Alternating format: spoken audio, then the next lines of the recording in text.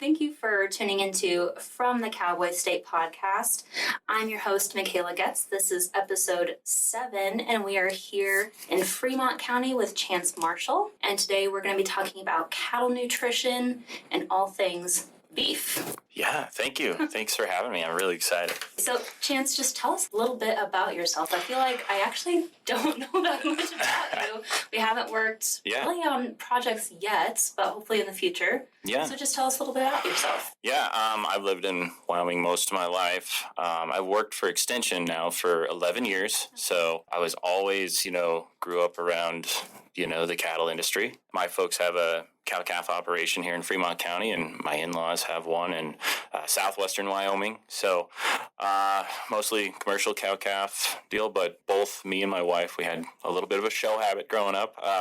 We raised some club calves and stuff like that, and I was involved in the 4-H program growing up, and that's really where my passion came from, I think, as being involved in that. So from there, I went to college, the University of Wyoming. I studied animal science and beef production, nutrition specifically, a lot around how nutrition affects reproduction. That's really where my interest was really came from, I guess. So then from there, I was just like, man, what do I do? And somebody told me that I'd be good in Extension, I guess. So I applied for a job, and I've been here ever since. It's been great. I really love this work, getting to work with people and help folks. I get to see a lot of places, see a lot of different ways of doing things, and it's just super exciting work. So, yeah. That's really great. Okay, so born and raised in Wyoming. Now, have you always been the ag and natural, not born and raised in Wyoming? I've been raised in Wyoming. I was actually born in New Mexico, but I've been here almost my entire life, but I can't claim that I'm born here. Oh, okay. But, yeah. I was also born in New Mexico. Crazy. That's crazy. Have you always been the ag and natural resources educator for Fremont County? So when I started out, I actually started in Campbell County, which is northeastern part of the state. Yeah. And that's where I started. Gillette? Yeah, Gillette. Oh, okay. Gillette. Yeah, Gillette. Right. That country there, which was awesome. A little bit different than Fremont County, but still awesome. I got to experience a different part of the state and met a lot of great people there. Worked there for 2 years, and then got a chance to just transfer roles and come to Fremont County. So I've been here since 2015 in Fremont County, and I love it here. Fremont County is so unique. We're geographically huge, just a big county. You've got DuBois. Everybody knows that Riverton and Lander are in Fremont County, but you've also got DuBois, Shoshone, Pavilion, Jeffrey City. So you've got everything from sagebrush, country, where the antelope are, all the way up to, big alpine stuff, and, where grizzly bears, wolves. We've got a lot of predators here. So we've also got, quite a bit of farming agriculture here. So crops, and we've got some of the best hay production in the world as far as alfalfa goes. What are the specialty crops that you guys have in the county? I'd probably say alfalfa, definitely. I think, just if you look at the hay shows and some of those Dairy World hay fairs and stuff, like Fremont County has had many champions over the years. They're really proud of that. I think we just got the right climate. We don't get a lot of moisture here. It's really dry, but we've got good irrigation, and, that hay cure is great. So alfalfa is definitely a highlight crop. But then as far as cattle production, I think we're number 2 in the state for total cattle inventory, and I think we've got the most cows and calves. So we're just a kind of a powerhouse when it comes to cattle for Wyoming. A lot of federal lands, grazing and stuff. That's another big deal here in our county. It's funny, I was in Sublette County yesterday, and when you cross that county line, I don't know what it is, but you can tell because it goes from being green, like what you were talking about, the irrigation, it goes from being green here in Fremont to almost immediately brown. You can tell just that difference there. There's definitely differences, and definitely, from a management standpoint, when you're talking about running cattle out on it, there's different things to keep in mind, but surprisingly, out in that desert country, there's a lot of life. It looks brown, but there's so much that thrives out there. You and definitely cattle too in Sublette. Yeah, and the cattle do well, but it's just a little different management approach. You know, a lot of folks here in Fremont County will calve a little earlier because they got to have those calves big enough to run up on the mountain with the bears and the wolves. And so it's just different. Interesting. Yeah. Okay, well, this kind of leads us right into our subject for today, which, like we talked about earlier, was cattle nutrition and your different reproduction projects that you've worked on. Yeah. So tell us a little bit about why you wanted to shed a light on these subjects specifically, other than obviously this was your specialty, if you will, you know, going through grad school and everything. Right. Yeah. Yeah, I don't know much about a lot, but I guess this is one of the topics that I know a little bit. I think it's just really important, you know, that because cattle production is such a big deal for our state. We've got some sheep production here in Fremont County too, but we've got a lot of cattle, and I think it's just really important to talk about these things. I think that the way that folks get their information, especially in the ag industry, is changing a little bit, and maybe we can reach an audience, you know, in a different way through a podcast. And I think that, you know, if we're talking to cattle producers out there, maybe there's a few things we can say that can make a difference in their operation, that can you know, increase their profitability or save on some losses and things like that. You know, if I'm a cow-calf producer and work with a lot of cow-calf producers, and really the most important thing is to make sure that we have successful pregnancies in our herd, because, you know, that if we're not getting cows bred, then we're not being profitable. But if we don't have a good nutrition program in place, our chances of being successful in reproduction are a lot lower. So, I mean, those two things really go together. And I think it's really important to just talk about, you know, nutrition through different stages of production. And, you know, things to keep in mind through different parts of the year, and just making sure that we're meeting those requirements. So when you're talking about cattle nutrition, you had mentioned earlier the different nutrition levels at all stages for your cattle and everything, and how that affects your reproduction outcomes. Yeah. So your success. Yeah, that's a better word than outcomes. You know. So talk to us, I guess, a little bit about that. So what did you do studies on this or research? Yeah, you know, I did some research when I was in graduate school, looking at things, you know, related to this. And there's been lots of studies and research published that talks about just how, you know, nutrients are used, and how demands change throughout the year. So, you know, there's different periods of a cow cycle. You know, if they're having a calf every year, you know, and there's times of the year when we could potentially add body condition, or there's times of the year when, you know, requirements are too great. And then there's also other factors that play into, you know, what those nutrient demands are. We can talk about cattle age, we can talk about climatic factors, size, milk production, all of those things play a role in it. But just the stage of production is huge. And when I talk about stage of production, I'm talking about, you know, whether it's pre-breeding or, you know, late gestation versus early gestation versus lactation. All those stages just have different amounts of requirements. So especially for younger cattle, you know, for like, say, 2-year-olds, those are the hardest members of the herd to get rebred, because there's still a growth requirement in addition to all of those things. So if she has her first calf,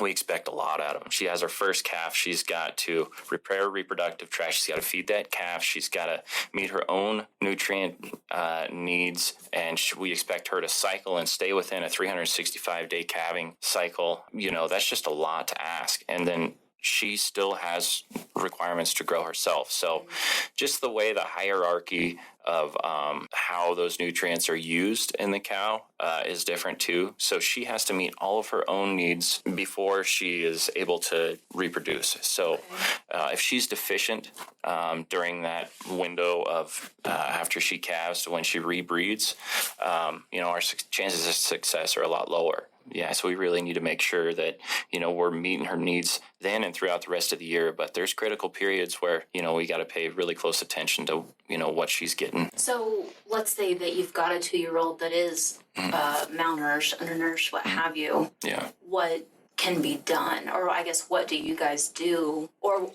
we're an extension, so we're not supposed to say do this. What would you recommend? What have you seen done that has been successful? Are there supplements? Are you simply hay testing and saying, okay, well, this hay is not getting the results we need for, what Dagan talked about in his our previous podcast? Yeah. Are you simply, like I said, hay testing, or are you, supplementing other feed? Yeah, I mean, I certainly recommend, testing your hay and making sure that you're meeting all of those nutrition, talking about protein and energy needs. But if you back up just a little bit, even before that, I think it's really, really important to make sure that we don't have calving problems. Okay. Because, in those first calf heifers, if there's any dystocia issues, that's just going to increase that postpartum interval, which is basically the period from when she calves to whenever she's able to rebreed. So any sort of calving difficulty will prolong that period. And then in addition to being thin or, just not being able to keep up with the, the demands on her body and system, all of those things, if we can minimize, the effects and try to minimize the window of postpartum interval, that really helps. But if we're looking specifically at nutrition, it's really important before we get even to calving that, she's not too thin, that she's not going to lose a ton of weight during that time. I think it's important that we have her at, that 55 to 65% of her mature body weight by the time, that she breeds that first time. That's important. If we're on the lower end of that and we're really pushing her the whole time and it just takes it out of her after she has that first calf, the chances of her, staying in that 365-day window go down significantly. So minimizing dystocia problems, making sure that she's in a good nutrient environment prior to calving is important. And then, trying to make sure she has what she needs after she calves, and just the lactation requirements being maximizing things so much, really taking care of her during that time. Interesting. Okay. So, and I'm asking because I wasn't raised on a cow-calf operation, anything like that. Yeah. We had horses and everything like that growing up, and my dad, he was, not raised on a cow-calf operation, but he knows the ins and outs of cattle and used to show everything like that. Yeah. But my brother, sister, and I weren't. So I'm just asking from a novice standpoint here. But if you guys don't meet that, did you say 55 to 65% weight pre-birth? So that's when she's a first calf. Like the first time that we breed her, she needs to be, say your mature cow weight, just for easy math, they're a lot bigger than that now, but say 1,000 pounds is what our cows are weighing. Yeah. That's what they used to weigh. Now they weigh a lot more, but then she needs to weigh, 550 to 650 pounds by the time that we breed her for that first time. And if they're not there, if they're on the lower end of that, what are you gonna not breed them, or? Well, no, we're still gonna try to breed them. I just think that if they're not there yet, then their chances of being, pubertal and success and then retaining in the herd are a lot less. So really, when you're, all I know is like whenever we select replacements, even now, I mean, we're trying to think a little bit more about things, but a lot of times replacements are selected just based on phenotype. Like, go out there, dad or grandpa says, I like her. She's my kind of, she's my kind of heifer. We'll keep her. Yeah. But, and that's important. Phenotype's important, but also just like those heifers that are born early in the calving season are from dams that were bred early, the fertile dams that were bred early in the breeding season. So like our chances of retaining fertile heifers by selecting for those, earlier born heifers, kind of go hand in hand. So just, you want heifers that are born early in the calving season that are a little older, that, put on weight and are, growing pretty quickly so that, she's ahead of the curve. That's why we say we want our heifers to be, at least a half a body condition score higher than our cows, just so that there's a little extra breathing room and that we can, hopefully get her bred that second time around when she's still growing and still repairing after that first calf. Interesting. But Okay. yeah, Cool. yeah. Okay, fair enough. So I guess my next question, and like I mentioned, we had horses and everything like that, and this might be a dumb question, but you've talked about dry matter and everything like that, and, nutrition in the different stages. But, horses, we put them out to graze, bring them in almost every night, not necessarily every single night, but then they get sweet feed, alfalfa, and then in the sweet feed, you're putting, MSM, biotin, maybe some other minerals and vitamins, what have you. And I don't know that every single person does that. That's just what, in Texas, that's what we did. Do cattle get the same vitamins, supplements? Do you do that? Obviously, you don't pull them in every night. I get that. But do you give them, maybe like a salt block or a different like vitamin block? Do you turn those out the way you turn out a bale of hay, anything like that? Or are there some vitamins that you give the herd? Yeah, Branding them, yeah, for sure. There's vitamins and minerals just, in the natural environment. And if you're feeding hay, they're getting some of what they need, but it's typically not everything that they need. Vitamins and minerals are a really important part of the process too.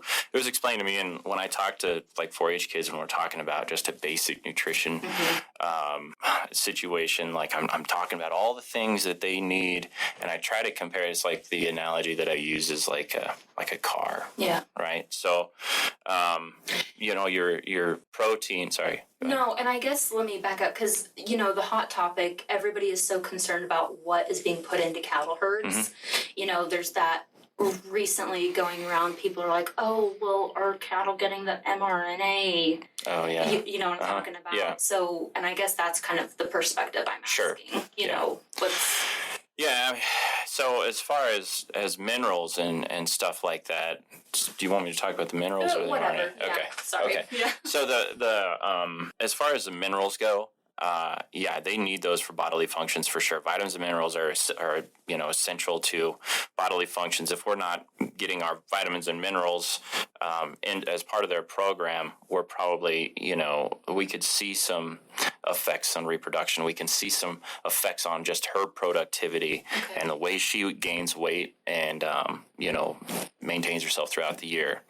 I was going to go back to that analogy that I was talking about with the 4-H kids. When I'm talking about everything that they need in a feed program, if it's like a car, you keep a car running. Your protein is like your muscle. That's like the engine of the car, right? The carbohydrates, that's where you get your energy. That's the gas that goes in the car. That's your fuel.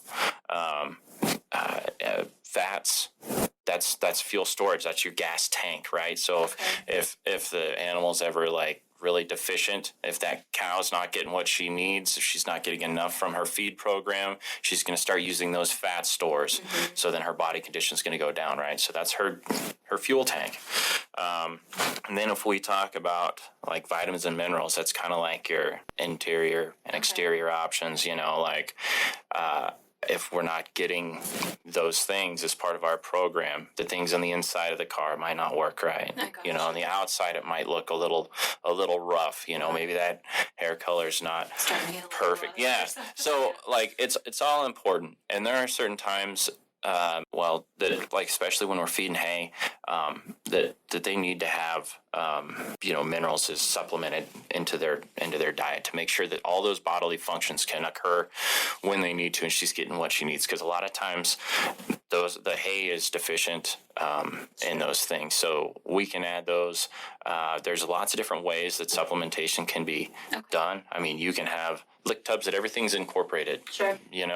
Or you can free feed mineral. I think the key is just kind of having an idea of what in your area. I know Dr. Shelby Rosasco was doing some work with producers and looking at mineral profiles on their place and really trying to dial in exactly what is missing and what is needed in their mineral programs, but taking a look at that and not forgetting vitamins and minerals and supplementing those throughout the year in one way or another is really important, I think. Interesting. Yeah. Okay. Good to know. Okay. So I guess, again, we're in Wyoming and you had mentioned the climate conditions affecting herds. So how does, Wyoming affect your herd? Jedediah had alluded to it in his episode. Wind conditions, especially, sometimes they can be brutal depending on where you are in the state. So again, just continuing on nutrition and protein, how does that affect how much protein you're giving your herd? Do you have to increase it certain times of the year? Does that vary? Yeah, I'm trying to think back into one of my presentations where I cite something. I think there's a critical temperature of like 20 degrees, and for every degree under 20 degrees in that critical temperature, her requirements of feed go up, right, for protein and energy. And really, the temperature I'm talking about may not just be the outside temperatures you see on your thermometer, but if there's a 10-mile-an-hour wind, the real field temperature is a lot less, right? And wind is super common in Wyoming. I think Lander might be one of the only places where the wind doesn't blow all the time. And you don't have to get very far out of here to experience plenty of wind. Wind and just climatic factors really, really do play a role on what demands she has in her system. Keeping that into account, if there's a way to minimize the impacts of wind, that's important, and especially being aware of any events that there's wind accompanied with precipitation or humidity. Like those three together are the killer. So we've got to, especially in Wyoming, we've got to be cognizant of the weather. Because it's not always that one killer event that comes through and affects us, but it's throughout the year, just that wind and just her not being able to meet her nutrient demands because of the climate. We got to feed more hay just to keep up, and she can only eat so much in a day. So just supplementing protein and energy is a way that we can help her get over the hump. And there's different ways that you can do that too, that are different levels of expense. Typically the methods that don't require a lot of like labor, like kicking out feed tubs, those are the most expensive forms of protein and energy supplementation, because we don't have to do anything. But the other part of that I don't like, and this is going back to some of my graduate research, is that not every animal is going to get access to those tubs. So other people, they'll feed, cake, pellets, kind of a free feed system, and they'll do that when they feed hay, and that's a way that they can get additional protein and energy in there. And they can do it every day, or they can stagger it every couple days. There's lots of different methods that are out there working, but I think, if you're not meeting the protein and energy demands, especially in the wintertime, you're going to start seeing her living more off of her fat stores that we were talking about. She's going to decrease in body composition, and we're going to have a harder time getting her rebred. Yeah. So one of the first issues I saw, what you're mentioning with the, not every animal getting just the hay kicked out. Yeah. I was driving up the South Fork, and a rancher had kicked out hay, and all the elk were eating it. Cattle weren't eating it. It was all the elk, and so he had to go and drive off the elk, or try to. Yeah. And who knows how long that lasted, right? But yeah. Elk, antelope. I think that that's another problem. Seriously, we've got a lot of elk, and that's an issue that we deal with in Wyoming that other places don't. That's definitely a concern, but we have plenty of elk here in Fremont County. Right. So. Well, and then that, what you were mentioning, that draws predators. You guys have a lot of them here. Yeah. And brucellosis, that's another concern. You start mixing elk, and a cattle herd. Just we've got to be real cognizant of those things as well. So. Yeah. Okay. Well, I'm gonna kind of pivot topics here a little bit. Yeah. Getting into ranching. If you've never been. Yeah. A rancher farmer previously, and let's say that, we're older, let's say a kid in college is saying, hey, this sounds like the job for me. Yeah. I think a lot of folks in UW Extension have done internships at different ranches. What is the best way to get involved in ranching if you haven't done it before and you see that as your future career? Yeah. So I think it's a good question. It's a really tough question to give an answer that Sure. that works for everybody. For me, I just think that like definitely there's a romanticism to this lifestyle. There's a draw to it, wanting to be out there and do this for a living. And honestly, just like in our day and age, it's really hard to go from not having a ranch to just going out and buying a ranch and being productive. But from my perspective, I think there's ways that you can be involved in this industry on a smaller scale. And I think we're actually seeing it. So especially through, I do a lot of work with AI schools. We teach AI schools across the state. And I've had a chance to work with a lot of large scale producers, but also smaller scale folks that are just starting out that maybe don't have this giant ranch, but they've got a few cows and they're wanting to breed them and they're being kind of precise about their breeding combinations and maybe they don't have access to a bull, but they're just kind of just starting out and growing. And I've got some friends that were able to start out on a smaller scale and grow it and expand and maybe look at. I always wanted to have a cow-calf operation, but maybe looking at, this as a business instead of, or a side business instead of just the romantic side of it. So, they wanted to have a cow-calf operation too, but maybe they started to look at, well, maybe I can run yearlings and that's a little less risky and I can lease this little piece of ground and I can grow it. Or maybe I can run a lot more sheep than I can cattle and maybe I can make more money this year by doing that. So they've been able to kind of grow something small and make it bigger through the years and then expand and diversify so that they can be a part of the ag industry, which I think is really cool and compelling. I think if there's a will, there's a way. It's not easy to just get into this world. There's certainly lots of great internships and programs in school, and you can come work for Extension and be a part of the industry. I think, there's opportunities out there. And I think if people love it, they'll figure it out. Yeah, so, absolutely. Yeah. Okay, so staying on the topic of programs, we mentioned way earlier, not way earlier, but just earlier, that we were going to talk about your special programs that you've done. You mentioned the AI schools. Obviously, you've done a lot more. You've been there 11 years. So tell us a little bit about the programs that you've done. So, just about the artificial insemination schools. So we teach... artificial insemination, not... what's the... Artificial intelligence. That's what everybody's talking about right now.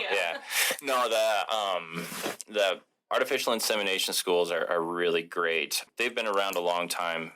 They predate me for sure. But one thing that I tried to do whenever we started doing this was I really wanted to offer an AI school that wasn't just on campus in Laramie, that wasn't just in one place. They've had them in Riverton before my time. I really wanted to take these schools out throughout the state. So we've got a portable set of stanchions, and we've worked with producers and donors to get cattle in different locations throughout the state. And I think that really makes a difference in reaching people, reaching ranches that wouldn't have otherwise been able to do it. So we try to keep costs really low, and our class size is limited, but we usually do between 2 and 4 AI schools every spring. And I'm really proud of these because I think through the years, we've really made a difference and an impact on producers and their profitability. We've made an impact on people getting involved in the industry. We have improved cattle genetics all across the state. We've done these in 9 different locations. We've taught people from 8 years old to 65, 70 years old, all different types of goals. There's a lot of people now that have a dairy cow in the backyard. We don't, have got a Jersey cow, but there's not a lot of Jersey bulls around, right? And she's not giving milk unless she's getting bred. So we can do that through AI. I've been able to help a lot of people, not just with the AI schools, but just in this job. I help people large scale to small scale AI their cattle, and yeah, it's been one of the best things in my career, I think, being able to do that, which is really cool. So that's one of the programs that I'm involved in, and since we kind of branched that off, we also do these we call them AI days, where we've got a lot of, this isn't really necessarily an AI school, but we're helping people breed animals with this AI Days program. So, and we branched it in, we do cattle, sheep, goats, and we basically, Swine? we don't do pigs. We've talked about it, and honestly, it wouldn't be that hard to add pigs to it. But we haven't got there yet. But yeah, we've done a lot with these AI Days programs, and it's mostly geared towards like 4-H kids that have a show heifer, or they've got a couple cows that they want to AI and kind of grow their herd. So we'll go through the process with them, explain it to them, and then we'll actually help them breed their animals. And it's not just 4-H kids. We've had, adults too, and we've had all kinds of cool stuff. I've done a lot of show animals, but we've also done dairy cows. We've done bucking stock. Oh wow! We've done, cool. I mean, all different kind. Like we've done Highlanders. Yeah, it's been neat. Helping with that, and we've got people going in purebred operations, especially kids, and they've kind of grown their herd, and which is cool. But we've also on the sheep side. Like last week, we laparoscopic AI'd 65 ewes in Fremont County, which was really cool. It was, kids from all over the state brought between 1 and 10 animals, and combined, we synchronized them and bred them all on the same day. And it was really cool. So just trying to add opportunities across the state for kids in that realm, and adults as well, for AI. But this is really hands-on. Both of these programs are hands-on. Yep. It's not just you guys. Is it you and Dr. Shelby Rosasco, or? Yeah, so we're the ones that kind of plan and coordinate it. Right. There's lots of other extension educators. We've got, folks from Select Sires have been really instrumental in offering this in the past. But so it's a team effort, but we kind of coordinate it. And yeah, one is meant to teach them how to do it themselves for cattle, and then the other one is really to help them actually breed them, because yeah, they can go through the AI school, but it's one of those things you got to have reps and do it a lot to get good at it. So, and not everybody wants to do it themselves. They just want to take advantage of it, which is great. So those are two of the programs that, I'm working on. We've also got several programs that I'm proud of here in Fremont County. Just mentioned Farm and Ranch Days. We've been doing that. This will be our 41st year that's happened. So long predates me, but it's just it's a great event that we've continued to be able to help farmers and ranchers in Fremont County. It's a 2-day event that is totally free, and we've got like 30 educational sessions that happen throughout those days, and a trade show.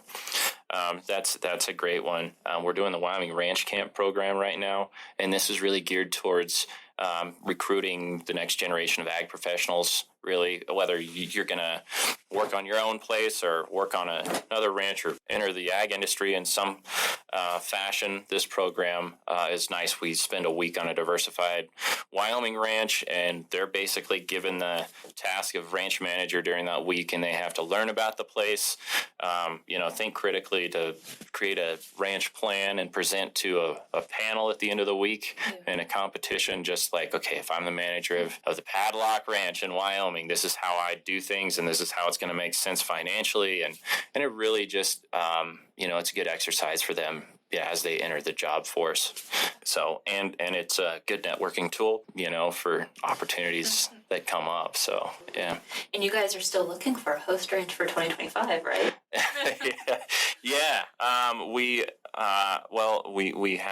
We actually have a host ranch in 2025. So never mind that. Yeah, no, we're gonna go to the Ladder Ranch. That's great. In southern Wyoming. It's really a beautiful place that incorporates both cattle and sheep, and we're really excited about that. The first 2 years we did it at the Broadbent Ranch, down there in southwestern Wyoming, predominantly a sheep and stock cattle operation. And then we went to the Padlock the last 2 years, and that was just phenomenal. It's a beautiful place. They're a cattle operation, but right next to a big sheep place. So, we had a great time there, and looking forward to 2025. This will be our 5th year doing the ranch camp program. So yeah, That's great. Pretty lots of exciting things. It's like this extension work is pretty cool. You get to experience and meet a lot of good people, and Yeah, you do a lot of cool things. So all over the state. right, yeah, it's not too bad. No, not too bad at all. So, anything else that needs to be touched on or that you want to bring to everybody's attention? We're working on. I was talking with Dagan yesterday, actually, and we're working on making a beef production task force that's in addition to kind of the sheep task force that already exists. And we really want to talk about topics that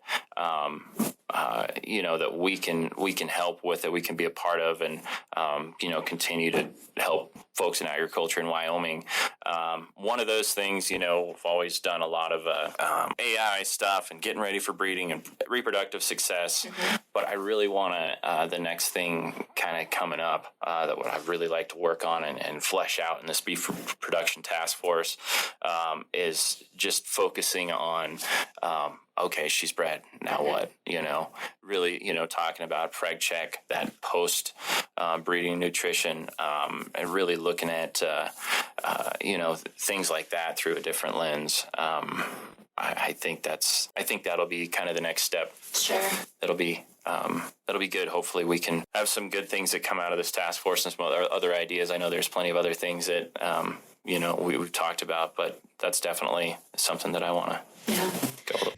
All right, y'all. Well, before we go and conclude this episode completely, I do have a special message from Chase Markle on the University of Wyoming Bull Test team. The Bull Test team at the University of Wyoming would like to let you guys know that they are officially taking entries for the 2024-2025 University of Wyoming High Altitude Bull Test and Sale. For more information, including the consignor packet and entry form, visit the link. It is a bit.ly link, so it is bit.ly/UW Bull Test. And for a direct link to the entry form, I will include that on this podcast episode, where we always include the guest contact information, links, good information, etc. For additional information, if you don't want to go to those links, please contact our beef extension specialist, Dr. Shelby Rosasco, at 307-766-2329. Some important dates to keep in mind or take note of is the bull test team is accepting entries from now until October 25th, and they will be receiving bulls from November 4th until November 8th. Their screening period will end at the end of December, and their sale bulls will be up for auction on March 21st, 2025 at the University of Wyoming Laramie Research and Extension Center in Laramie, Wyoming. So help your customers make data-driven decisions and add value to this year's bull crop by seeing how your bulls stack up at 7220, the University of Wyoming High Altitude Bull Test. Thank y'all so much. All right, y'all. Thank you so much. Well, you've heard it here first. Beef Task Force, AI classes, AI schools, etc. We will include Chance's contact information, where we always include episode resources mentioned. So don't hesitate to reach out if you have any questions on anything that was mentioned. And this has been a University of Wyoming Extension Agriculture and Natural Resources podcast. Chance, thank you so much. I'm your host, Michaela Getz, and we will see y'all next time.